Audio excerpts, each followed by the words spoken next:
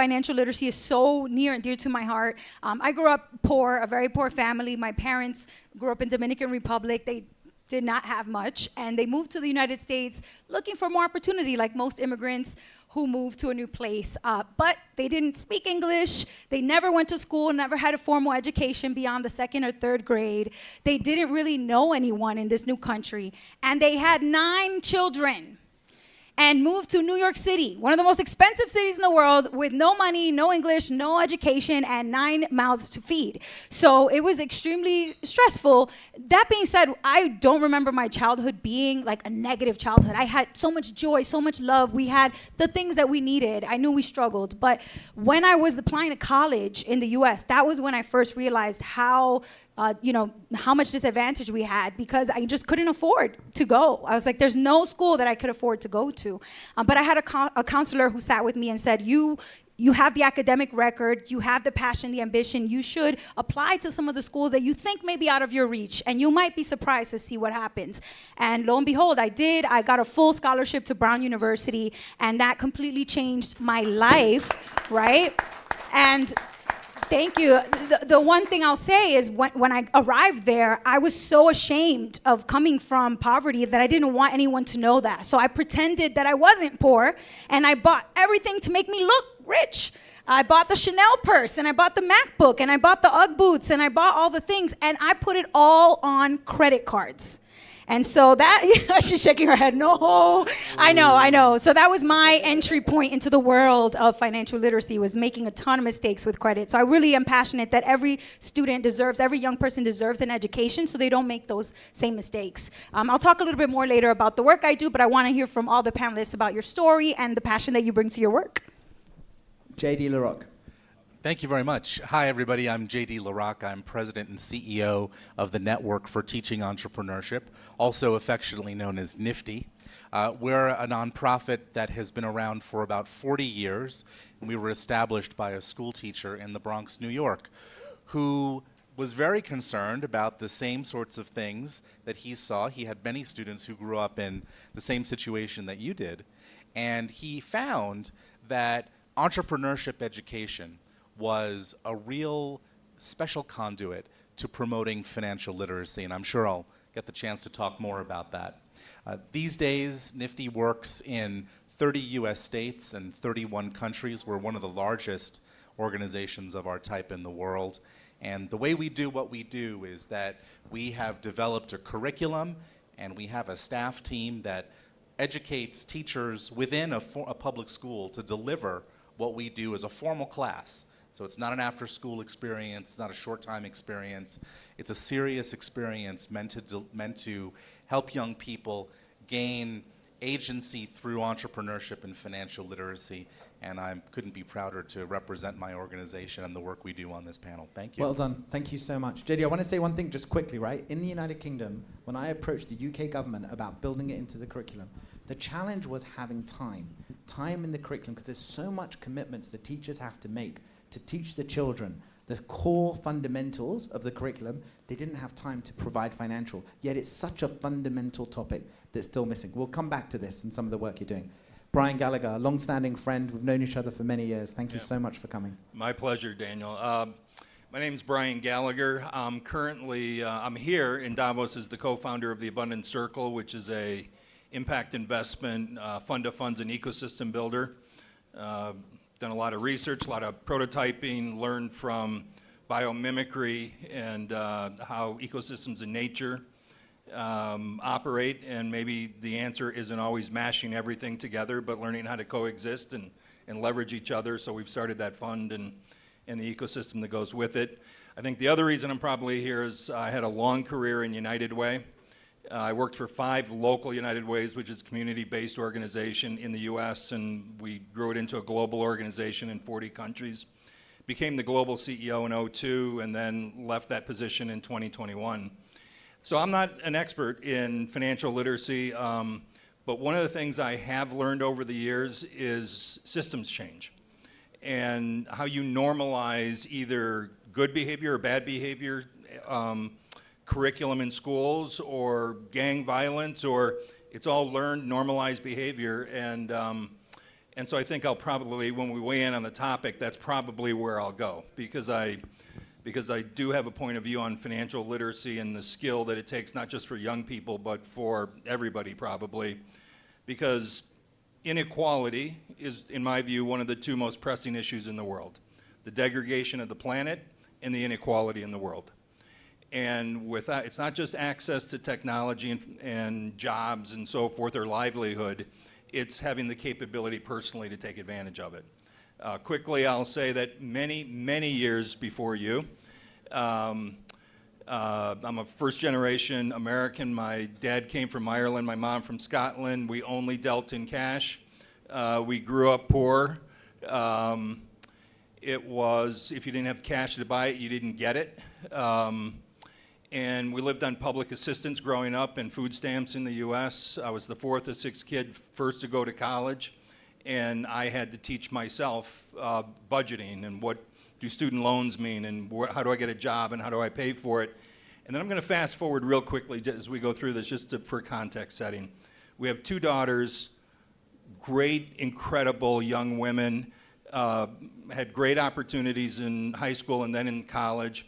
And when our oldest was graduating college, she was just about, we're in Washington, D.C., she's in St. Louis, and she was having a bit of a meltdown about the reality of she was now have to go out. She was going out and having a job. She was going to get a teaching job because it was the financial crisis, and there were no architecture jobs at the time. She hadn't created a budget. She was worried about her money. She didn't know. And I literally flew out to St. Louis because she was so upset. And we sat for a day and a half and we created her budget and created her plan. This is a kid with all the resources in the world. And if you don't have those resources, you don't have the opportunity where your dad gets to fly out and spend time with you and create a plan. Then she was off and going. But everybody needs that same kind of opportunity. It doesn't matter who delivers it and how it gets delivered, and I think it changes somebody's life. I'm going to ask a quick question of the audience, because not having a budget is singly one of the biggest reasons why people struggle so much, right? Yeah. Who in the audience actually budgets and tries to actually has a budget? Let's just say has this budget. 2 people in the audience actually have a budget. How many people are in debt? Well, no one's going to raise their hand. No one's going to.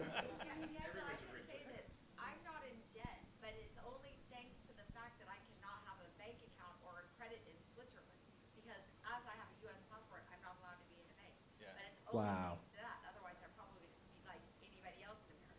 Yeah, amazing. And so that is the common thing we see. It's just they don't have the tools.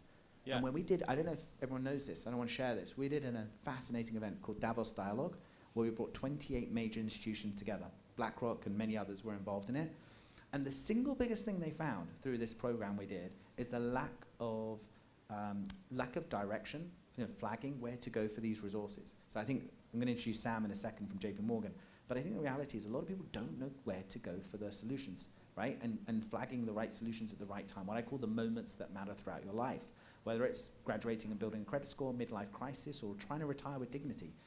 And that is a critical issue we have of our time. So when it comes to such a topic, you have to have a financial institution on the panel. And Sam is, to me, someone I care about deeply. She does so much in this space, and particularly in women empowerment as well. But as someone on JPMorgan, I see her as someone of the most biggest advocates on this topic. So thank you, Sam, for coming. And someone who really cares about it and is doing things, not just talking about it. So Sam, over to you. Thank you so much. Ooh, thank you. All right, appreciate that. Hi, everyone. I'm Sam Saperstein. I work at JPMorgan Chase, and I run 2 teams there. One is for diverse entrepreneurs to help them get access to capital for their business and connections and really coaching for their businesses. And one is a team called Women on the Move, which I started 7 years ago, which really helps women with their careers, their finances, their personal finances, and their businesses. So working with women on financial literacy, and even girls, very young girls, is really top of mind for us. I'm a Brown alum too, by the way, so I'm so very proud of, a little older than you, but so what we've, I think, seen over time is the research that shows very consistently that women tend to outsource the finances in the household. So they might start with a lot of knowledge on it or keep up with it, but by the time they get married or have partners, they generally take the kids in the house and the other partner takes the finances. And that's really a problem for several reasons. One is their husbands probably will die before they do. they might get divorced, something might happen where they really need to have that independence and knowledge. And so many women just don't have that consistently over time. And so we really want to make sure women have those tools, and that girls also at a very young age feel equipped to go through life with this. Brian, you mentioned your daughter, which is so interesting to me because I was that Washington, D.C. girl having my first job, and my father sent me down there with a budget. But I realized over time when I talked to women, they didn't all have that like I did. And I didn't realize at the time how special that was, but it really set me up, I think, to be well prepared. So that's what we do. Thank you so much. Thank you for joining us. And Jennifer Wines. Jennifer and I came to know each other, 2 years ago, 3 years ago, through the World Economic Forum work. And you've been on both sides. You've been on the side of the finance, the banks, but you've also been passionate about this subject. You've published a book, if I remember correctly, on this topic, and you've spoken around the world on this topic. So we're honored to have you. Thank you so much. Thank you so much, Daniel, for having me. It's a pleasure to be here with you all. As mentioned, my name is Jennifer. You all can call me Jen. Last name is Wines, like a glass of wine, super easy to remember. And a little bit about me. I was born in Mexico. I know I don't look like I'm half Mexican. And grew up in Canada, and then moved to the US. I moved 10 times by the age of 20. And nowhere within that movement was were my parents talking to me about anything relating to money and wealth and these types of things. First person in my family to go to college in the US, went to undergrad and law school in Boston. And while I was waiting for my bar results, I ended up getting a job opportunity by way of Craigslist, by the way, to join Goldman Sachs in their private wealth management group.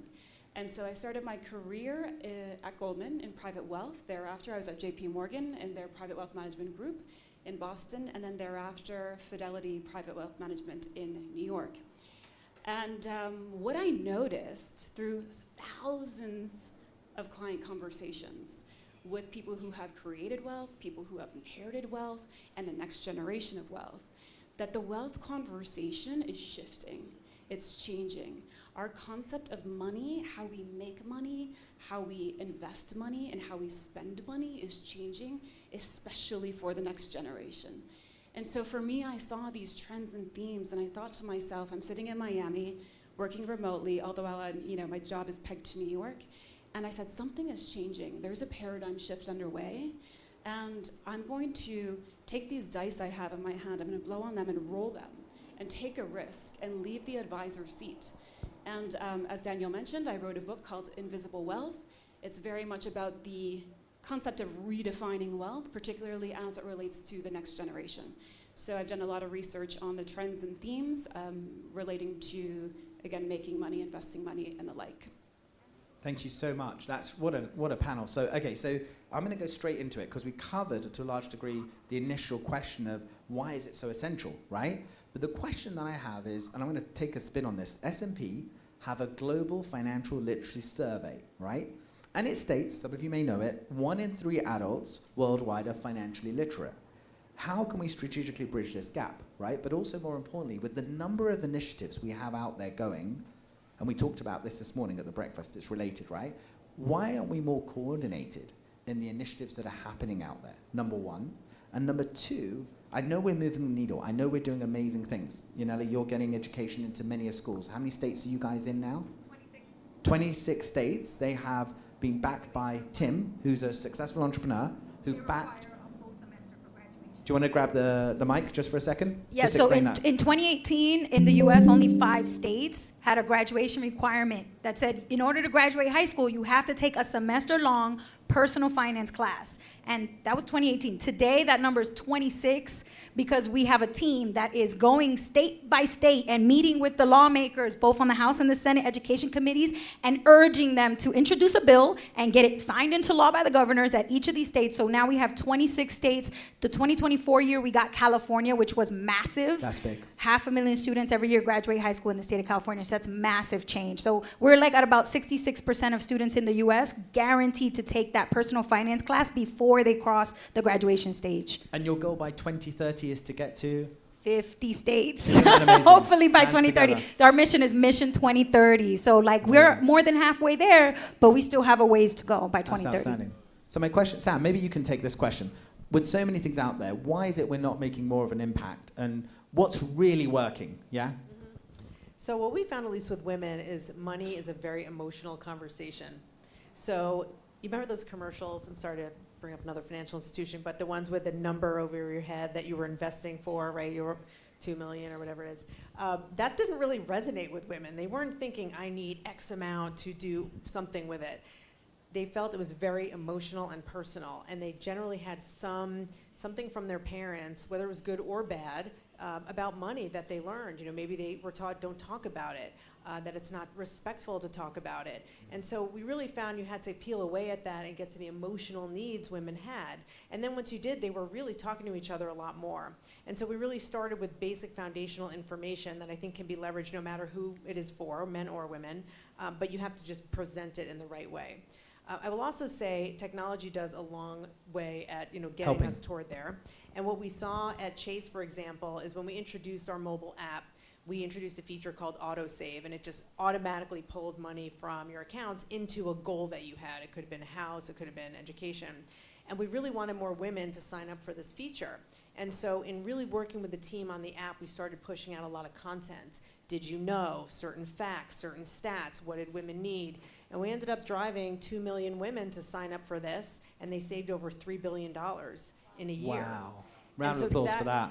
But that was scaled, right? That's something we could do together, right, with our partners. And so that was something that I thought was widely taken up. That's a great example where impact to scale. Please, JD LaRock, you want to take a... Let me jump in on this. Yeah. You asked, why are our collective efforts only achieving so much? Why aren't we in a better place? And I think our colleagues here and you all touched on several elements.